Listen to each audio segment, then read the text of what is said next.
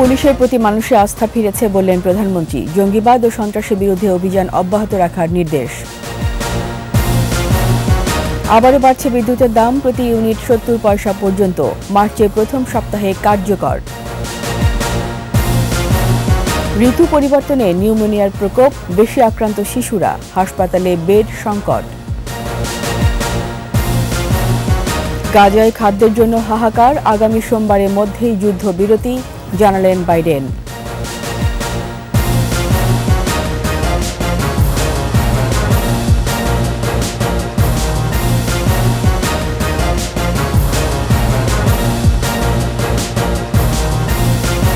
শুনছিলেন first security ইসলামী bank PLC সংবাদ শিরোনাম। আমন্ত্রণ দুপুর 2টার 21 সংবাদে, সাথে আছি আমি রীতা চৌধুরী। দর্শক, 21 টেলিভিশনের সংবাদ একই সাথে সরাসরি দেখতে পাবেন আমাদের ফেসবুক পেজ www.facebook.com/2124 অনলাইনে। এছাড়া সংবাদ দেওয়া থাকছে, আদালতে অবৈধ হলেও রাজধানীতে ব্যাটারি চালিত রিকশার দাপট, বাড়ছে দুর্ঘটনা।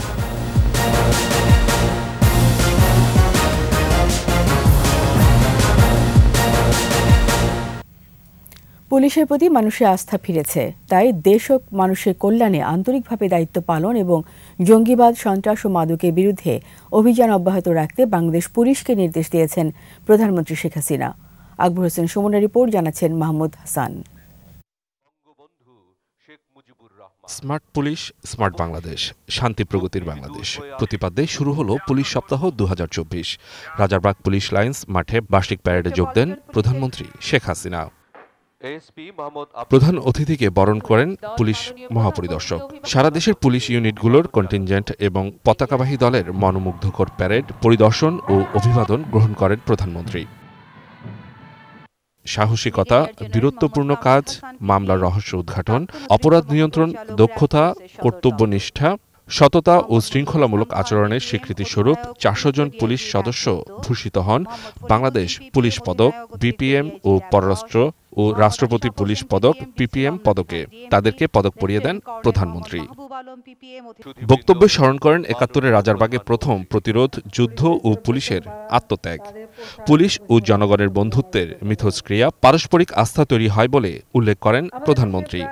এই রাজারবাগ এটা আমাদের একটি ঐতিহাসিক জায়গা। 1971 সালে জাতির পিতা বঙ্গবন্ধু শেখ মুজিবুর রহমানের ডাকে সাড়া দিয়ে যখন হানাদার পাকিস্তানি বাহিনী আমাদের উপর, নিরস্ত্র বাঙালির উপর গণহত্যায় ঝাঁপিয়ে পড়ে, তখনই এই পুলিশ বাহিনী এই রাজারবাগ থেকে সর্বপ্রথম প্রতিরোধ গড়ে তুলেছিল। বিএনপি জামাত জোটের অগ্নিসন্ত্রাস ও অরাজকতায় ক্ষতিগ্রস্ত দেশের মানুষ ও সম্পদ রক্ষায় পুলিশের ভূমিকার প্রশংসা করেন সরকার প্রধান। আধুনিক, অধিকতর দক্ষ, পেশাদার, যুগোপযোগী ও আন্তর্জাতিক মানের স্মার্ট সংগঠন হিসেবে বাংলাদেশ পুলিশ বাহিনীকে গড়ে তোলার আশ্বাস দেন বঙ্গবন্ধু কন্যা। 2009 দ্বিতীয়বার যখন আমি সরকারে আসি, তখন আসলে একটা অস্বাভাবিক পরিস্থিতির মধ্যে দিয়ে আমরা নির্বাচন করে সরকার এসেছিলাম। তখন আমরা পুলিশ এবং র্যাব সহ সকল প্রতিষ্ঠানগুলির সার্বিক উন্নয়নে ব্যাপক পদক্ষেপ নিই। এমনকি এই যে আজকে এখানে যে প্যারেড গ্রাউন্ড, আগে এখানে কিছুই ছিল না, একটা শুধু মাঠ ছিল। এই প্যারেড গ্রাউন্ডটাও কিন্তু আওয়ামী লীগ সরকারই প্রথমবার যখন সরকার আসি তখন আমরা করে দিই। মাদক, সন্ত্রাস ও জঙ্গিবাদ দমনে সক্রিয় থাকার আহ্বান জানান প্রধানমন্ত্রী। মাহমুদ হাসান, 21 টেলিভিশন, ঢাকা। আবারও বাড়ছে বিদ্যুতের দাম। প্রতি ইউনিট বিদ্যুতের দাম 34 থেকে 70 পয়সা পর্যন্ত বাড়ছে। মার্চ মাসের প্রথম সপ্তাহ থেকে কার্যকর করা হবে। সচিবালয়ে একথা জানিয়েছেন বিদ্যুৎ, জ্বালানি ও খনিজ সম্পদ প্রতিমন্ত্রী নসরুল হামিদ বিপু। সরকার বিদ্যুতে বছরে 43,000 কোটি টাকা ভর্তুকি দেয় উল্লেখ করে প্রতিমন্ত্রী বলেন, বিদ্যুতে ভর্তুকি থেকে বের হওয়ার জন্য দাম সমন্বয় করা হবে। এদিকে গ্যাসের দামও সমন্বয় করা হবে বলে জানিয়েছেন প্রতিমন্ত্রী। তিনি বলেন, আন্তর্জাতিক বাজারের সাথে মিল রেখে দাম ওঠানামা করবে। এই সমন্বয়ও মার্চ মাসের প্রথম সপ্তাহ থেকে কার্যকর করা হবে। শীতের প্রকোপ কমতে থাকায় জ্বর, সর্দি, কাশিসহ নিউমোনিয়া আক্রান্ত হচ্ছে নবজাতক ও শিশুরা। রাজধানীর হাসপাতালগুলোতে দিনে প্রায় দ্বিগুণ শিশু রোগী আসছে।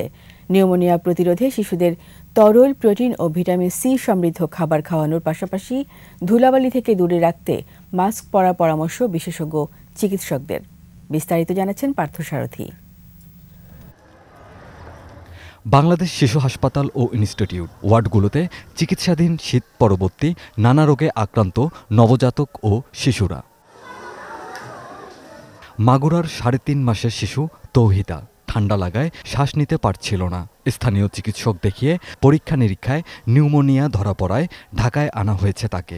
শিশু হাসপাতালে কয়েকদিনের চিকিৎসায় সুস্থ হওয়ার পথে। এমনি স্যালাইন এখান থেকে দিচ্ছে, এখন আগে লিখে দিছিল আমরা নিয়ে আসতাম, এখন এখান থেকে দিচ্ছে। কেটি ইনজেকশন দেয়, তারপরে ফ্লুকুলাক্স দেয়।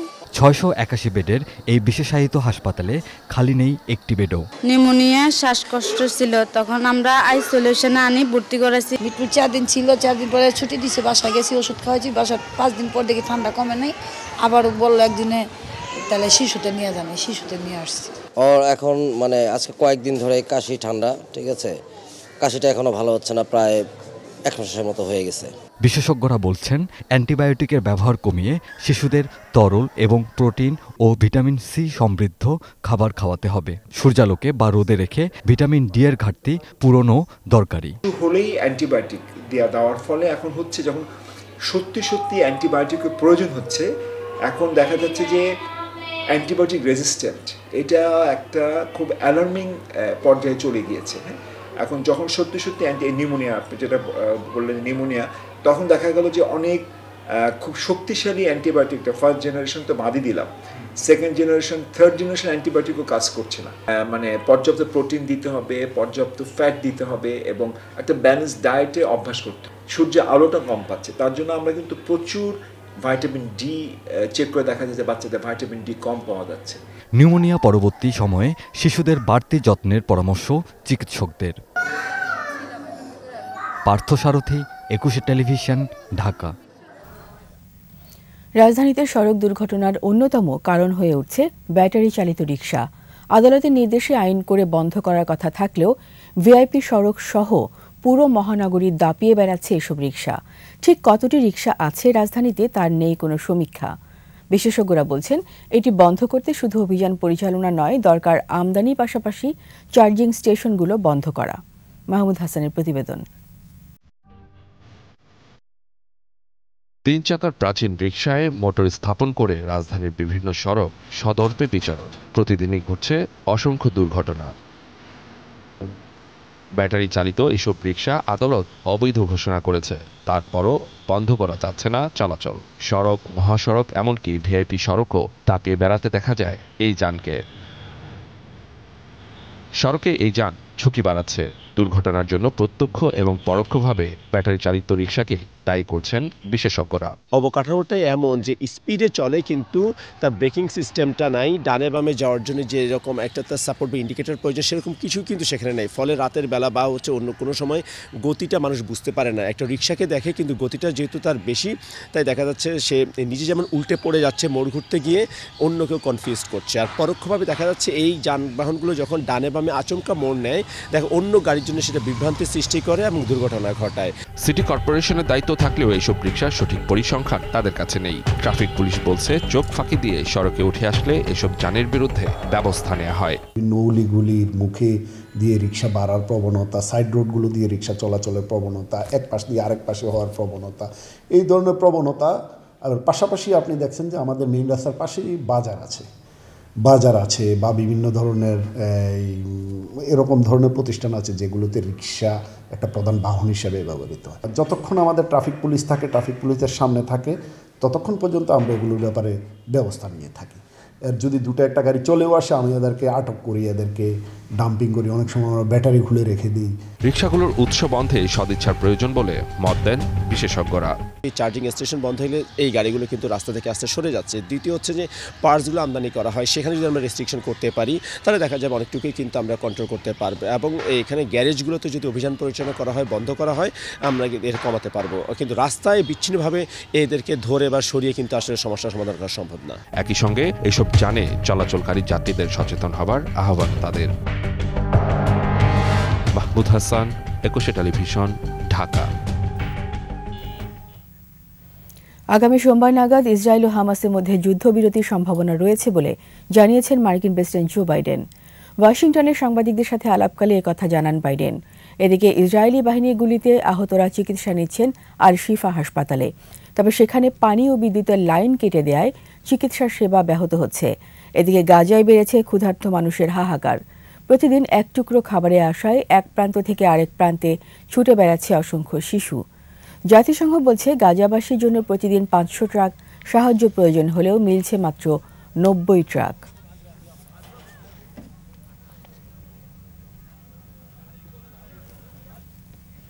নিচ্ছি সংবাদ বিরতি। যখন ফিরব তখন অন্যান্য খবরের সঙ্গে আরও থাকবে।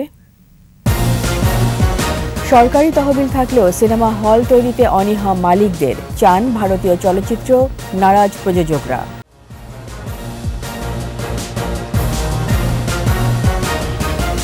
আবার আমন্ত্রণ দুপুর 2:21 সংবাদে। সিনেমা হল তৈরিতে সরকার হাজার কোটি টাকার তহবিল করে দিলেও সাড়া নেই হল মালিকদের। ভালো সিনেমা না থাকায় বিনিয়োগে ঝুঁকি নিতে চান না তারা। এ অবস্থায় সারা বছর ভারতীয় চলচ্চিত্র আমদানি চান মালিকরা। তবে পুরোপুরি বিরোধিতা না করলেও অবাধ আমদানির সুযোগ দেওয়ার বিপক্ষে দেশীয় চলচ্চিত্র প্রযোজকরা। মেহেদী হাসানের রিপোর্ট।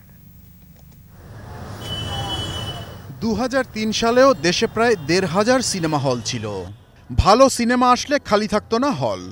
2 দশকের মধ্যে হলের সংখ্যা নেমে আসে 100-তে। এ অবস্থায় বাণিজ্যিক ছবিতে বড় বিনিয়োগ নেই, তাই একসময়ের সরগরম এফডিসি চত্বর এখন নীরব। কোভিডের ধাক্কা কাটিয়ে চলচ্চিত্রের সুদিন ফিরাতে 3 বছর আগেই আধুনিক সিনেমা হল নির্মাণের জন্য 1000 কোটি টাকার তহবিল ঘোষণা করে সরকার। নতুন নির্মাণের জন্য 10 কোটি এবং সংস্কারের জন্য 5 কোটি টাকা 4.5 থেকে 5% সুদে ঋণ নেওয়ার সুযোগ দেওয়া হলেও এখনো পর্যন্ত ছাড় হয়েছে মাত্র 18 কোটি টাকা। হল মালিকরা বলছেন, ভালো সিনেমা না থাকায় বছরের বেশিরভাগ সময় হল ফাঁকা থাকে। বছর জুড়ে ভারতীয় চলচ্চিত্র চালানোর অনুমোদন দিলে সিনেমা হলে সুদিন ফিরবে বলে মনে করেন তারা। থর যে মুভিটা, এটা কিন্তু মার্ভেলের একটা বড় একটা মুভি। একই সময় সুরঙ্গ চলছিল। সুরঙ্গের কারণে আমাকে থরকে বের করে দিতে হচ্ছে, কোনো আমি স্ক্রিন দিতে পারিনি। তো আমার কথা হলো যে ঠিক একই জিনিস হবে হিন্দি ছবির ক্ষেত্রে বা যে কোনো ছবির ক্ষেত্রে। আমাকে ভালো ছবি বানাতে হবে। এখন ভালো ছবি বানাবো না আমরা, কিন্তু আমরা আন্দোলন করব বিদেশি ছবির বিরুদ্ধে, এটা তো হতে পারে না। হলে যাওয়ার জন্য পরিবেশ আমরা তৈরি করেছি, হলে যাওয়ার অভ্যাসটা মানুষের তৈরি করতে হবে, সে কারণে সব কিছু ওপেন করে দেওয়া উচিত। প্রযোজকরা আমদানির বিরোধিতা না করলেও বাংলাদেশি চলচ্চিত্রকে গুরুত্ব দেওয়ার দাবি করছেন। ওপেন আসলেই আমরা রাজি না। ওপেন করতে হলে আমাদের চলচ্চিত্র সারা বছরই হিন্দি ছবি চলবে, তাহলে তার বাংলা ছবি চলবে না। ওপেন করে সারা বছরই যদি সুযোগ দেওয়া হয়, তবে একটা নীতিমালা করতে হবে যে নির্দিষ্ট পরিমাণটা বেঁধে দিতে হবে যে এই পরিমাণ প্রতি বছর হিন্দি ছবি আসবে বাংলা ছবির পাশাপাশি। আমাদের বাংলা ছবিকে সবসময় প্রায়োরিটি দিতে হবে। 2 বছরের জন্য পরীক্ষামূলকভাবে 18টি ভারতীয় সিনেমা আমদানির অনুমোদন দিয়েছে সরকার। বাজার দেখে আগামীতে হিন্দি চলচ্চিত্র আমদানির নীতিমালা চূড়ান্ত করতে চায় সরকার। মেহেদী হাসান, 21 টেলিভিশন, ঢাকা। রংপুরে লালবাগে জমজমাট পুরনো বাইসাইকেলের হাট। সপ্তাহে 2 দিন জমে ক্রেতা বিক্রেতার মিলন মেলা। আলী হায়দার রনির ক্যামেরায় রংপুর বিভাগীয় প্রতিনিধি লিয়াকত আলী বাদলের প্রতিবেদন, জানাচ্ছেন খুরশিদ আলম মুকুল। রংপুর অঞ্চলের বৃহত্তম লালবাগ হাটে রাস্তার পাশে বসে পুরনো সাইকেলের পসরা। ক্রেতা বিক্রেতায় মুখর থাকে রোববার ও বুধবার, চলে জমজমাট বেচাকেনা। জেলার বিভিন্ন প্রান্ত থেকে পুরনো সাইকেল নিয়ে আসেন ব্যবসায়ী বিক্রেতারা। আমাদের এই এলাকার যারা ব্যবসায়ী রয়েছেন তারা এখানে সম্পূর্ণ সাইকেলগুলো নিয়ে আসে। এছাড়াও আশেপাশে যত স্টুডেন্ট কিংবা যাদের সাইকেল প্রয়োজনীয়তা কমে গেছে তারাও বিভিন্ন সময় সাইকেলগুলো এখানে নিয়ে আসে। 1 দশক ধরে সাইকেল বিক্রি করে আসছেন আজাদ। আগে প্রতি হাটে 2 থেকে 3টি সাইকেল বিক্রি হলেও জ্বালানি তেলের দাম বাড়ায় এখন বিক্রি হচ্ছে দ্বিগুণ। বিভিন্ন প্রকার ব্র্যান্ডের সাইকেল এখানে পাওয়া যায়, যেটা মার্কেটে মূল্য আপনার 13,000 টাকা, আমরা এখানে 8-10-9 বেশি। প্রয়োজনের তাগিদে নিজের সাইকেল বিক্রি করতে এসেছেন দর্শনার আশরাফুলও। আমার সামান্য ভর্তি আছে, বাড়ির আর্থিক সমস্যা আছে, ওই জন্য আমি সাইকেলটা বেচতে এসেছি। মসজিদের ইমাম আব্দুল লতিফ হাটে এসেছেন স্কুল পড়ুয়া ছেলের জন্য সাইকেল কিনতে। ভাড়ার বাড়তি খরচ বাঁচাতে সাইকেল কিনতে এসেছেন কলেজ শিক্ষার্থী সাব্বিরও। আমি কলেজে যাই, প্রতিদিন যাতায়াত করি, রিক্সা ভাড়া, অটো ভাড়া অনেক লাগে। আমি এই বাজারে এসেছি, একটা পুরানা সাইকেল মানে যদি ভালো পাই ছেলের জন্য কিনবো। দিন দিন পরিধি বাড়ছে নিম্ন মধ্যবিত্তদের কম দামে সাইকেল কেনাবেচার হাটটির। খুরশিদ আলম মুকুল, 21 টেলিভিশন। বিএসবি ক্যামব্রিয়ান বইমেলা প্রতিদিন।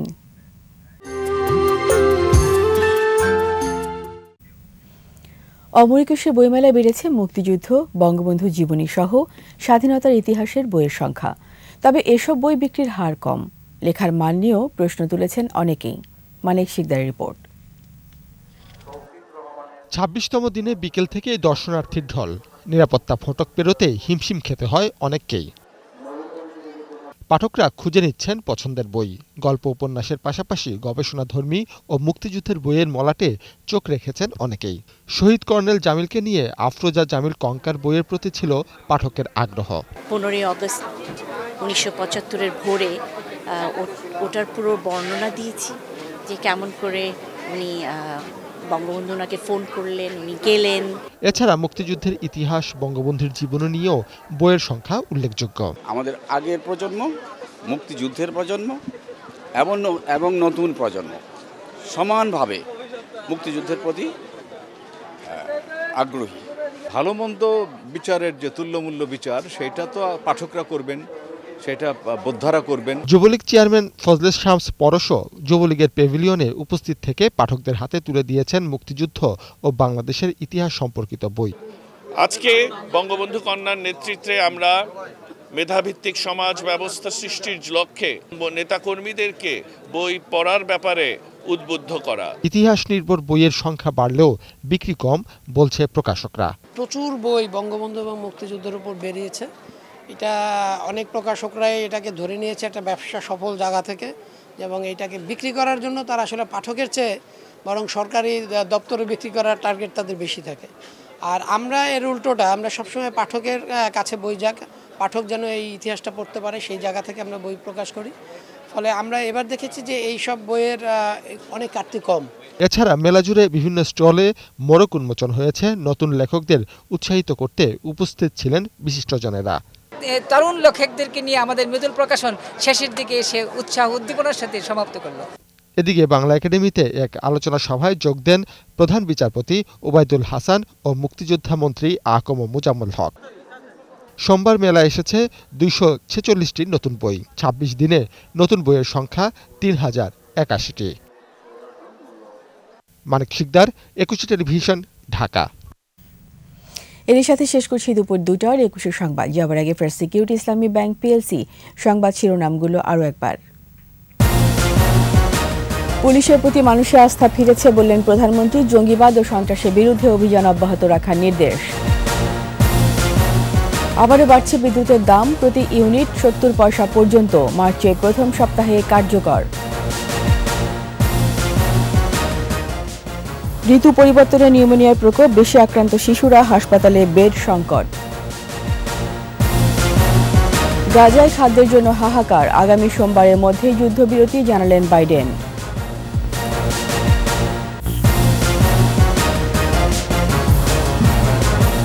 সবশেষ খবর জানতে ডায়াল করুন 2021 নম্বরে, আর ভিজিট করুন 21-tv.com ওয়েবসাইটে। এছাড়া ফেসবুকে ভিজিট করতে পারেন facebook.com/2124 অনলাইনে। এতক্ষণ সঙ্গে থাকার জন্য সবাইকে ধন্যবাদ। পরবর্তী সংবাদ সন্ধ্যা 6টায় 21 দেশের সংবাদ দেখার আমন্ত্রণ রইল।